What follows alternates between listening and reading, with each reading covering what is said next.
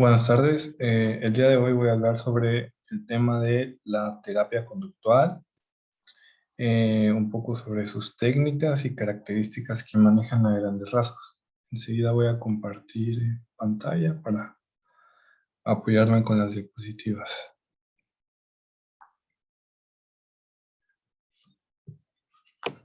Bueno, como bien sabemos, la terapia conductual se centra en cambiar pues, la conducta del sujeto. Aquel que no esté muy inmerso en lo que es la terapia conductual puede llegar a creer que eso se centra en cambiar los comportamientos que podemos ver a simple vista, las acciones, el movimiento del cuerpo, etcétera. Pero dentro de la terapia conductual, la conducta también puede llegar a abarcar aspectos psíquicos y cognitivos. La un pensamiento puede considerarse una conducta, los comportamientos y también las emociones, ya que para el conductismo, pues todo esto se ve inmerso por reforzadores, por variables que refuerzan la conducta, como pueden ser variables que refuercen ciertos pensamientos y por eso constantemente estamos pensando en algo, al igual que puede haber algún factor que esté ocasionado que tengamos ciertas emociones constantemente, entonces se puede considerar como una variable de refuerzo de esa emoción.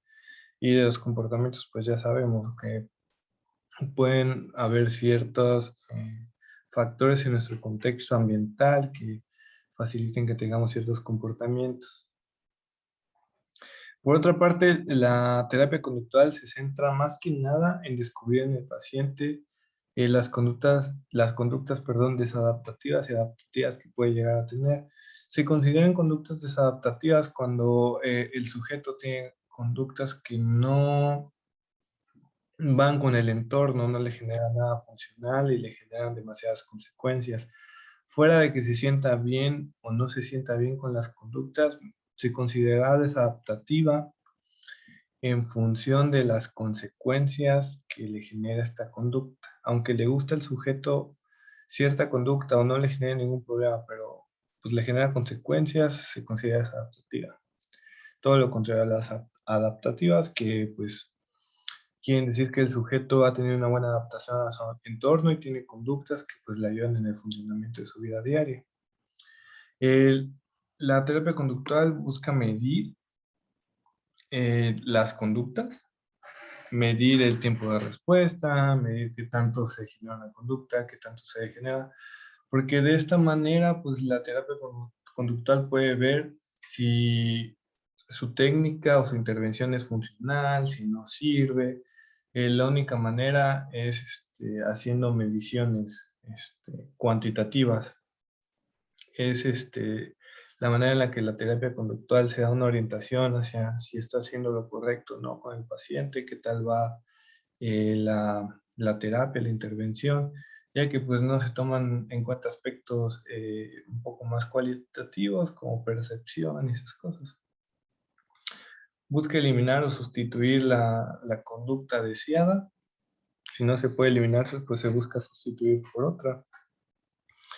Y más que nada identificar las conductas que el sujeto hoy puede llegar a pedir en ocasiones que se modifiquen. En cuanto a identificar las conductas desadaptativas, como hablaba hace rato, estas conductas desadaptativas, perdón, se centran más en pacientes que de alguna manera no pueden tener control o conciencia de ciertas conductas, como pueden ser los esquizofrénicos, los neuróticos en exceso, que ya se categorizan como trastornados, o etcétera. Estas etiquetas en el conductismo ya no van, simplemente son sujetos que tienen conductas desadaptativas y son consideradas personas normales. Pero en el caso de que llegue un paciente y solicite el cambio de conducta, pues de alguna manera el paciente tiene conciencia de esta conducta, le hace sentir mal y la quiere cambiar, pues ya no se considera tanto como una conducta desadaptativa, solo una conducta que se quiere modificar o eliminar. La terapia conductual también busca modificar el medio físico y social para mejorar la conducta. Puede ser que tengamos algún paciente que esté en un ambiente laboral muy estresante que esto le genere una conducta impulsada por la emoción del enojo, y pues que esta conducta no le gusta al paciente, que le genere un malestar o lo que pueda hacer o alguna consecuencia en su oficina. Entonces nosotros como terapeutas conductuales podemos buscar técnicas o herramientas para modificar su medio físico y social, como puede ser, por ejemplo, podemos llegar a hablar pues con la empresa en la que trabaja, ir a algún taller para mejorar el ambiente laboral. De esta manera, con esta intervención, tratar de buscar que el ambiente físico y social en el que se encuentra nuestro sujeto cambie. De igual manera, no nosotros tenemos que hacerlo tan directamente, podemos hacerlo indirectamente a través del sujeto, recomendándole que pues él hable con su jefe y recomiende estos talleres, o recomendándole que modifique ciertas cosas de las que él tiene control en su entorno. Si se puede cambiar de lugar, pues que lo haga. Si puede evitar ir a cierto lugar, pues que lo haga. Esto es una modificación, porque al final de cuentas evitar algo es eliminar esa parte de su ambiente, entonces eliminar ese estrés. Eh, para la terapia conductual, el pasado solo sirve para identificar variables que influyen en el comportamiento de la persona, nada más.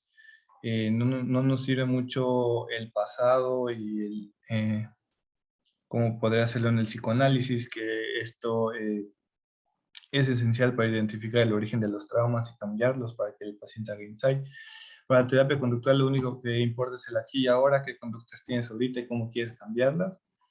Volteará a ver al pasado la terapia conductual únicamente para ver qué variables han reforzado con el tiempo ciertas conductas, qué factores sociales hay.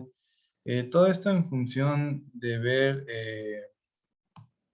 cómo afectan a la conducta más que nada. La terapia conductual no busca modificar al sujeto como tal, no busca modificar sus gustos, no busca modificar su personalidad, por así decirlo, solo busca modificar su comportamiento. Y toda intervención es experimental, o sea, digamos que de alguna manera se aplica esta técnica y se ve si funciona, y si no funciona se cambia con otra. No hay una seguridad de que todas las técnicas funcionen, y se va aprendiendo de las consecuencias, de qué técnica no funcionó y por qué. Al final es un método experimental, entonces no deja de ser así en la terapia. En cuanto a las técnicas de la terapia de la conducta, podemos encontrar como que son sistematizadas y breves. La mayoría de las técnicas, esto quiere decir que llevan un sistema como un instructivo que seguir, y pues son de un corto espacio de tiempo si se siguen bien y si el paciente coopera. Como puede ser la técnicas del control de la activación, que se centra más que nada en controlar pues esta activación ante el estímulo para impedir que la conducta sea generada. Técnicas de exposición, que puede ser, por ejemplo, exponer al sujeto ante algún objeto que le cause fobia o estrés de poco en poco para que la conducta, que puede ser el miedo o la respuesta de miedo intensa, pues vaya bajando de poco en poco. Las técnicas basadas en condicionamiento operante, que pues ya las conocemos, que tienen que ver con el refuerzo positivo-negativo, castigo positivo y negativo. Las técnicas aversivas, que se trata más que nada de generar una aversión a ciertos factores para disminuir la conducta. La técnica de autocontrol, para poder impedir que el estímulo sea demasiado fuerte en nosotros y responder con la conducta indeseada. Eh, las técnicas de control imaginario, esto quiere decir más que nada que, perdón, las técnicas de condicionamiento imaginario, esto quiere decir que a través de ejercicios mentales, el paciente va a ir generando como cierto condicionamiento operante, pero no es operante porque pues, no se está recibiendo físicamente un refuerzo positivo o negativo, sino que es más que nada como todo imaginativo, de alguna manera. Es básicamente lo mismo que la técnica basada en condicionamiento operante, simplemente en vez de hacerlo como tal, de hago esta conducta y me dan un refuerzo positivo, es más que nada mental. Imagino que hago la conducta, imagino que me dan un refuerzo positivo.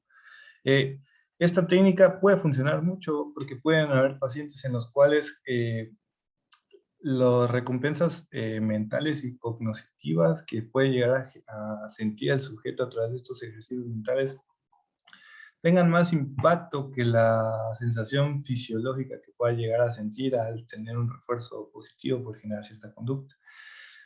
Y de igual manera puede que haya sujetos en los cuales las técnicas de condicionamiento operante, al ser físicas y al recibir un estímulo más corporal que mental, tenga mejor facilidad para cambiar su conducta. En cuanto a técnicas específicas de la intervención conductual, podemos encontrar la extinción, que es más que nada eliminar el reforzamiento de la conducta no deseada para que de poco en poco esta conducta vaya desapareciendo. Claro que puede volver a reaparecer, tiene un término determinado este reaparecimiento, pero pues hay técnicas igual para hacer una intervención al reaparecimiento de la conducta previamente eliminada.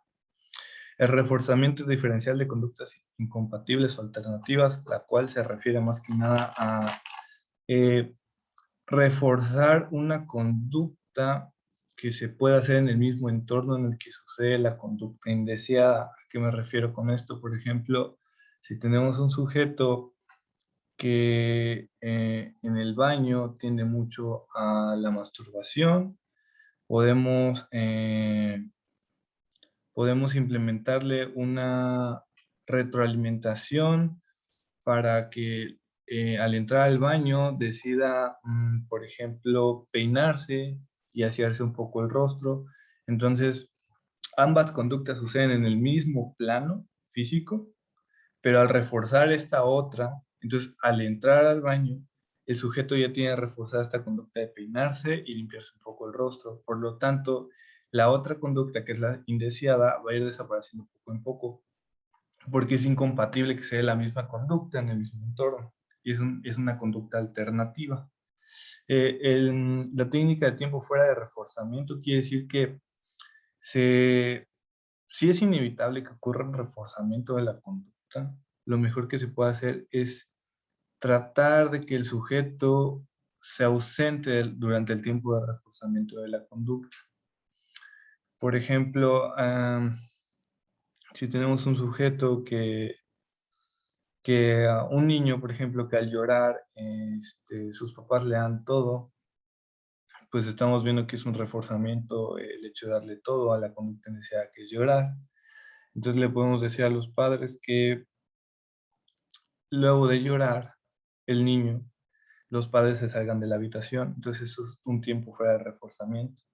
El niño se queda sin el reforzamiento durante un tiempo, los padres vuelven, no generan la conducta esperada luego de un tiempo y pues la conducta que es el llanto supuestamente irá decreciendo con el tiempo. Y el costo de respuesta, que es más que nada una técnica que se utiliza mucho hoy en día, que la respuesta se refiere a la respuesta conductual no deseada ante un estímulo determinado. Entonces, al tener esta respuesta conductual, se le aplica un costo como una consecuencia o un castigo. Por ejemplo, si un niño al decirle que no llora, esta es la respuesta, el llanto ante el estímulo de decirle que no, se le genera un costo. Se le puede generar algún tipo de castigo, algún tipo de reforzamiento negativo o castigo positivo, y pues eventualmente irá desapareciendo la conducta indeseada. Bueno, esto sería todo por mi parte. Le agradezco mucho la atención, profesor, y buenas tardes.